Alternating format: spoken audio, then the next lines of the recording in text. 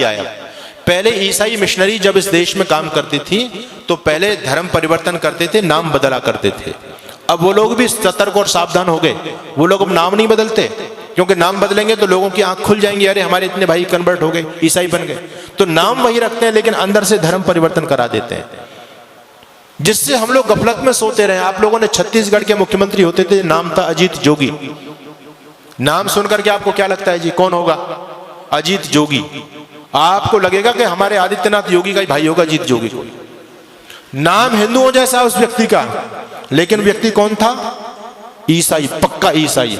उस व्यक्ति ने सत्ता में रहते रहते लाखों लोगों को कन्वर्ट किया, और जब वो व्यक्ति मर गया तो ईसाई रीति रिवाज के द्वारा उसको दफनाया गया, उसका अंतिम क्रियाकलाप किया गया। मैं आपको बताना चाहता हूं, पंजाब के मुख्यमंत्री होते थे चरणजीत सिंह चन्नी, स्वाफा भी बांधते थे, साफा लगते थे, सरदार जी हैं, लेकिन कौन थे? क्रिश्चियन। यानी हम लोगों को गफलत में रखने के लिए। और मैं कहना चाहता हूं आपसे, एक व्यक्ति है इस देश में जिसको हमारे बहुत सारे भाई बंधु देश का प्रधानमंत्री बनाना चाहते हैं। नाम क्या है जी? राहुल गांधी। ठीक है, हो सकता मेरी बात से लोगों को कुछ मिर्च भी लगे। नाम है राहुल गांधी, लेकिन कौन है? धर्म से बताओ मुझे, क्या धर्म है उस व्यक्ति का? है वो ना मुसलमान ना ईसाई, वो तो वर्ण संकर खिचड़ी है। उसके दादा परदादा कभी मुसलमान थे, फिर उसकी माँ ईसाई थी, वो हिंदू तो है ही नहीं। लेकिन हैरानी की बात यह कि हिंदू उसको प्रधानमंत्री बनाना चाहते हैं। यानी हम जरा भी नहीं सोचते, जब इस ईसाई इस देश की सत्ता को अपने हाथ में लेगा, वो ईसाइयत को बढ़ावा देगा, हिंदुत्व को बढ़ावा देगा। ये सोचने की बात है। हम अपने स्वार्थ में इतने ज्यादा अंधे हो रहे हैं, आज राजनीतिक स्वार्थों में इतने अंधे हो रहे हैं। कोई अगर राजनीतिक पार्टी देश के लिए अच्छा काम भी करे, हमको उसका विरोध जरूर करना है। अभी इस देश की केंद्र सरकार ने एक योजना निकाली, अग्निवीर की योजना निकाली।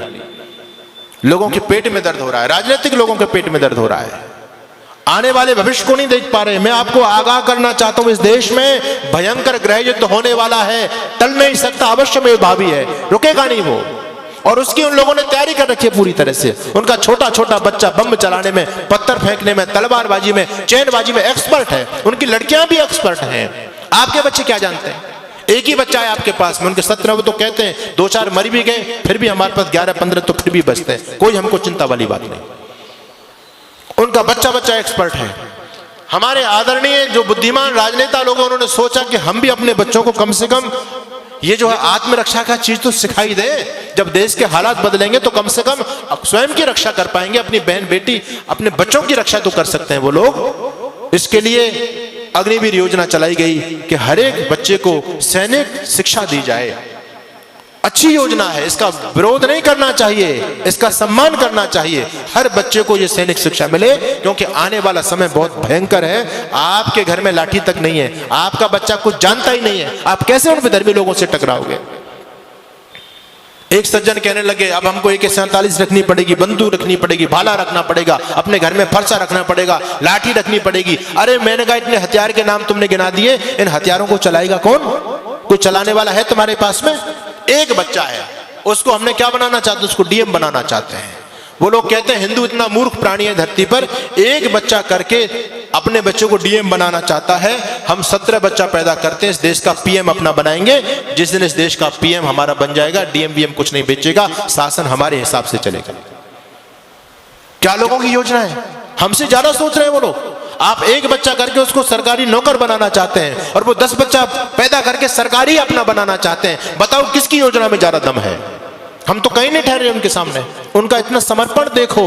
आपको मैं धन्यवाद करूंगा कि आज हमारे नौजवानों की संख्या है, यहाँ बच्चे भी आते हैं, बहुत कम उपस्थिति में आते हैं, लेकिन उनकी मस्जिद के अंदर आप जाकर के देखो कितने नौजवानों की फौज है वहां, क्योंकि वो उस काम को कंपलसरी समझते हैं। हम इस धर्म कर्म को, सत्संग को कंपलसरी नहीं समझते। हम तो ये समझते हैं ये हमारे काम का, बच्चों का क्या काम है इसमें, स्वयं हाथ हिलाते हुए चले आते हैं। लेकिन वो लोग सारे के सारे समर्पित है अपने मिशन के लिए। इसलिए मैं आपके बीच में निवेदन कर रहा हूं, भयंकर आंधियां चलने लगी हैं, ज्वार को पैदा करो। मैं तो एक बात कहता हूं साहब, अब भाईचारे की बात बंद कर दो। अपने वजूद को, अस्तित्व को बचाना चाहते हो तो अब कट्टरता अपने अंदर पैदा करो। हम दुनिया से इसलिए खत्म हो गए, सारी उदारता की ठेकेदारी हम लोगों ने अपने ऊपर ले रखी है। बस तुम भाई भाई चिल्लाते रहे, वो तुमको चारा बना करके चाट गए। बड़ी हैरानी की बात है, आज भी लोगों की आंखें नहीं खुल रही हैं। ये राजनीतिक दल आपस में हम लोगों को लड़ा करके, ये तो नालायक लोग हैं, अपना उल्लू सीधा कर रहे हैं, लेकिन हम भोले भाले भाई आपस में लड़ रहे हैं। उनके षड्यंत्र को नहीं समझ पा रहे हैं हम पूरी तरह से। आप लोगों को अभी उदयपुर में जो हुआ, एक केवल ट्रेलर देखा है, फिल्म चलनी बाकी है। द कश्मीर फाइल आपने देखी है, ये 30 साल पहली घटना है। अगर इसी प्रकार से सोते रहे तो 30 साल बाद देखना गली गली में कश्मीर फाइल चलेगी।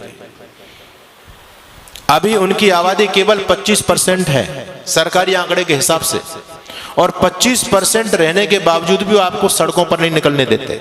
रामनवमी का जुलूस नहीं निकाल सकते आप, हनुमान जयंती का जुलूस नहीं निकाल सकते आप। निकालने का प्रयास किया, क्या स्थिति हुई। आपके राजस्थान में बहुत सारे जिले हैं, आप वहां जाकर के देख लीजिए।